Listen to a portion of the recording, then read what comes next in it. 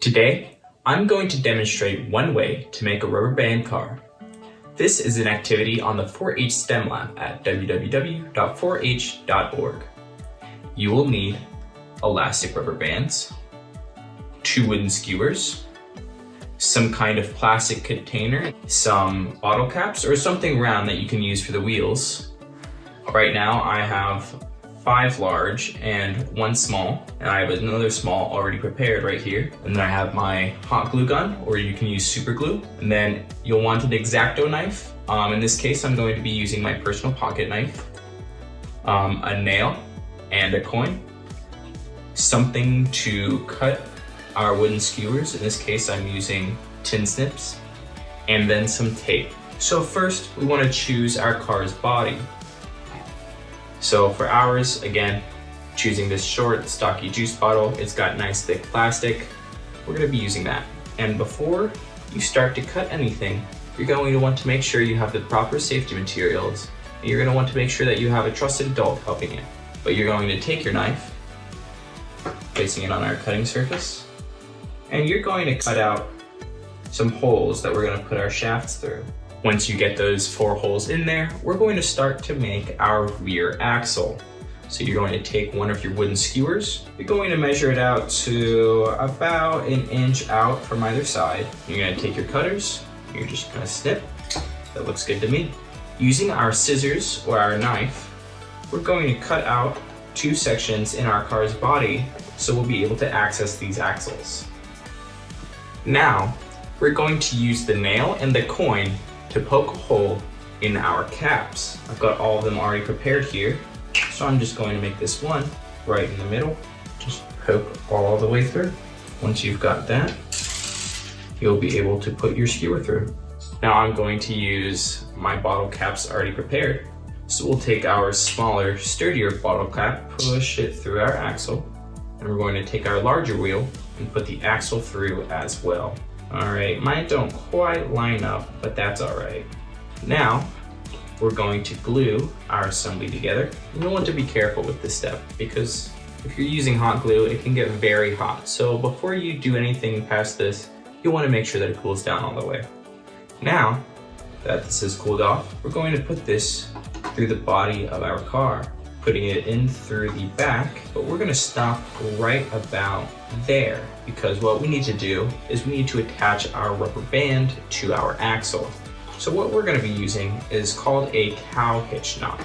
As demonstrated with this axle, we will wrap it around. Before it goes all the way around, we're going to tuck this part of our rubber band through this little hole that we made, and it will look like a Y, and that is a cow hitch knot.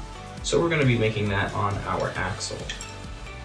Now, once we've tied our cow hitch knot, we'll put the axle through the other hole, and that means we can proceed to the last step of our rear axle, which is repeating what we did for this side, but putting it on this side. Now, I already have my other wheel assembly prepared. I have my smaller glued to my larger wheel, so I'm just going to go ahead and put this on, and then I can glue this inside here, and I can glue my outsides as well.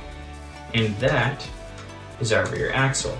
We're going to do a similar process for our front axle here.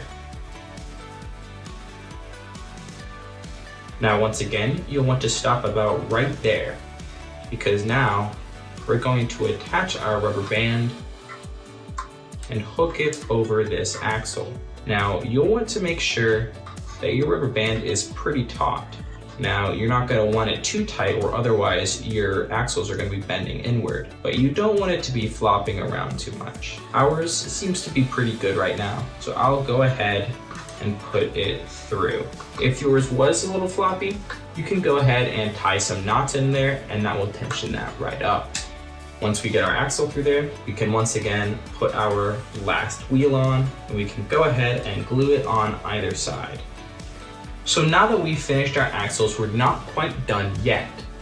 What we're gonna want to do is we're gonna take some smaller rubber bands and we're going to put them around our wheels. This is going to give us a little bit of extra traction.